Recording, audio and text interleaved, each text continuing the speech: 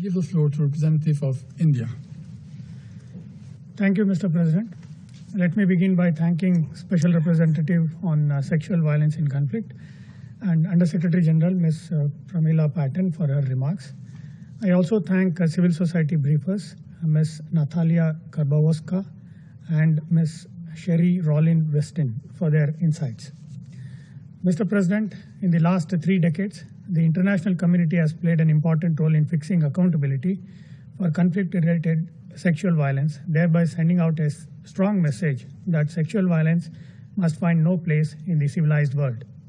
Despite such progress, it is indeed distressing that sexual violence in armed conflict situations continue unabated amid a culture of impunity as a tactic of war, torture, and terror in armed conflicts, especially by non-state actors. Primarily, national governments have the important responsibility for prosecuting and deterring such crimes in conflict situations on their territories, even if these are committed by non-state actors. The UN, upon request of member states, must assist national authorities in developing capabilities to strengthen their national legal frameworks and related structures for speedy investigation and prosecution of perpetrators. We also support effective cooperation and appropriate mechanisms to combat illegal migration and human trafficking. Mr. President, India continues to remain deeply concerned at the worsening situation in Ukraine and reiterates its call for immediate cessation of violence and an end to hostilities.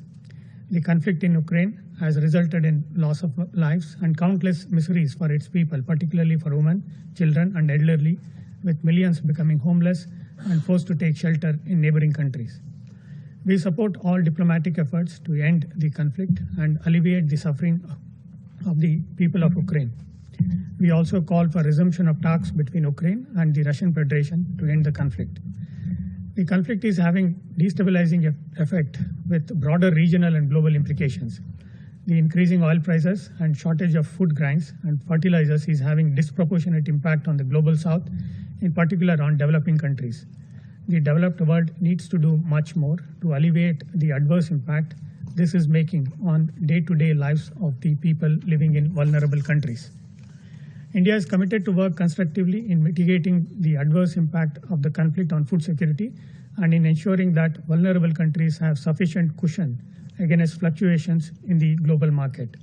In order to manage our own overall food security and support the needs of neighboring and other vulnerable developing countries, we had announced some measures that allow for wheat exports based on approvals of those countries who are required to meet their food security demands.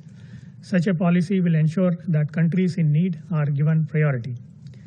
In this context, it is necessary for all of us to adequately appreciate the importance of equity, affordability, and accessibility when it comes to food grains. We have already seen, to our regret, how these principles were disregarded in the case of COVID-19 vaccines. Open markets must not become an argument to perpetuate inequity and promote discrimination. India has been providing financial assistance as well as supplying food grains to neighboring countries which are facing the consequences of the Ukraine conflict. We hope the international community will continue to respond positively to the evolving humanitarian requirements. Mr. President, we reiterate the importance of UN guiding principles of humanitarian assistance.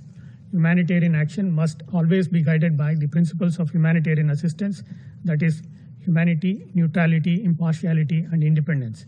These measures should never be politicized.